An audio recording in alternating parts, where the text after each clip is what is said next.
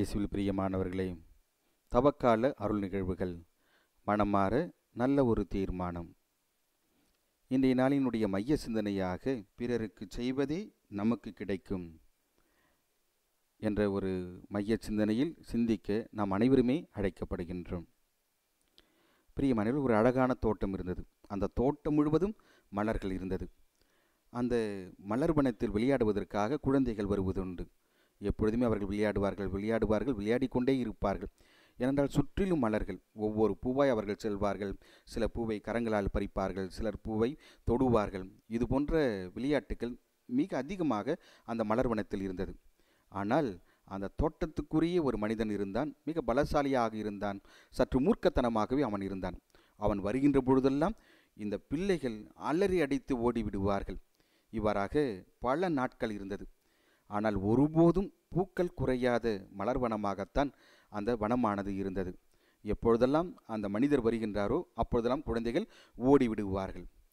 ஆகவே இந்த மனிதன் நினைத்தான், எப்படியாவது இந்த குழந்தைகளை இங்கிருந்து அப்புறப்படுத்த வேண்டும் என்று நினைத்தவனாய் அந்த மலர்வனத்திலேயே தங்கிவிட்டானாம் அந்த மிகப்பெரிய மனிதன். பிறகு சில நாட்கள் கழிந்தது. ஆச்சரியம், அந்த மலர்வனத்தில் மலர்களே கிடையாது. ஒரு செடியும் அங்கே பூக்கவில்லை. ஆகவே என்ன ஆயிற்று? இந்த மலர்வனத்திற்கு தண்ணீர் ஊற்றினான், எரு போட்டினான், நன்றாகத்தான் பாதுகாத்தான். ஆனால் மலர்களே கிடையாது. ஆகவே பழைய நிலையிலேயே இந்த மலர்வனம் இருக்கட்டும் என்று நினைத்தவாறு அவன் வெளியே வந்து விட்டான். பூக்கள் கொஞ்சம் கொஞ்சமாய் பூக்க துவங்கின. குழந்தைகளும் வர துவங்கினார்கள். இவனுக்கோ ஆச்சரியம், என்னடா இது, இப்படியெல்லாம் இருக்கிறதே என்று நினைத்தவாறு வேகமாக ஓடி வந்தான் அந்த மூர்க்கத்தனம் நிறைந்தவன். அப்பொழுது ஒரு குழந்தையானது தப்ப இயலாமல் அவனிடத்தில் மாட்டிக்கொண்டது. அப்பொழுது அந்த குழந்தையை பிடித்து கொண்டு, ஏன் என்னை பார்த்து பயப்படுகின்றீர்கள் என்று கேட்டானாம் அந்த மூர்க்கத்தனமானவன். அப்பொழுது அந்த குழந்தையானது சொல்லியிருக்கிறது, இது உங்கள் தோட்டம்தான், இந்த மலர்களெல்லாம் உங்களுடையது தான். என்றாலும் கூட நாங்கள் விளையாடுவதற்கு இங்கு அனுமதி கிடையாது. ஆகவே உங்களை பார்த்து எங்களுக்கு பயமாக இருக்கிறது. ஏனென்றால் ஒருபோதும் நீங்கள் எங்களை வரவேற்றது கிடையாது என்று அந்த குழந்தையானது சொல்லியது. அப்பொழுதுதான் இந்த மூர்க்கத்தனமானவருக்கு சற்று மனநிலை மாறியது. அப்படியென்றால் குழந்தைகள் இங்கே இருக்கின்ற பொழுதுதான் இந்த மலர்கள் எல்லாம் பூக்கின்றன. இந்த மலர்கள் எல்லாம் எவ்வாறு பூக்கின்றதோ அதுபோன்றுதான் இந்த குழந்தைகளுடைய புன்சிரிப்பும் ஒவ்வொரு நாளும் இங்கு பூத்து தொங்கிக் கொண்டிருக்கிறது. ஆகவே நாம் செய்துதான் தவறு என்று நினைத்தவாறு மிக அற்புதமாக அந்த குழந்தைகளை எல்லாம் அரவணைத்து மீண்டுமாக வரச் சொல்லி அந்த குழந்தைகளோடு அந்த மலர்களோடும் விளையாடத் துவங்கினானாம் அந்த மூர்க்கத்தனம் நிறைந்தவன். இப்பொழுது அவன் சாந்தம் நிறைந்த மனதுடையவனாக அவன் மாறிவிட்டான். அன்பு நிறைந்தவனாக அவன் மாறிவிட்டான். மன்னிக்க தெரிந்தவனாக அவன் மாறிவிட்டான். எல்லாவற்றிற்கும் மேலாக குழந்தைகளோடு விளையாட அவன் துவங்கிவிட்டான்.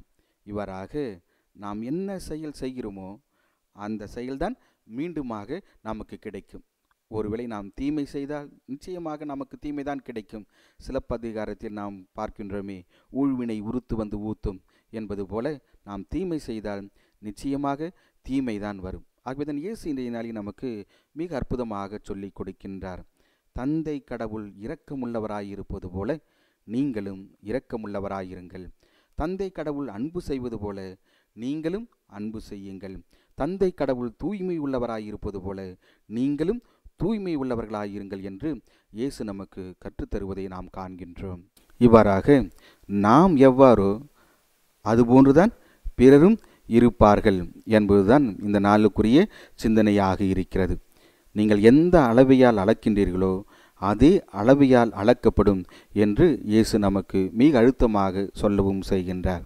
ஆகவே நாம் அன்போடு இருக்கின்ற பொழுது, நாம் கருணையோடு இருக்கின்ற பொழுது, நாம் இரக்கத்தோடு இருக்கின்ற பொழுது மிக அற்புதமாக மீண்டுமாக இந்த மானுட பண்புகளை நாம் பெற்றுக்கொள்கின்றோம்.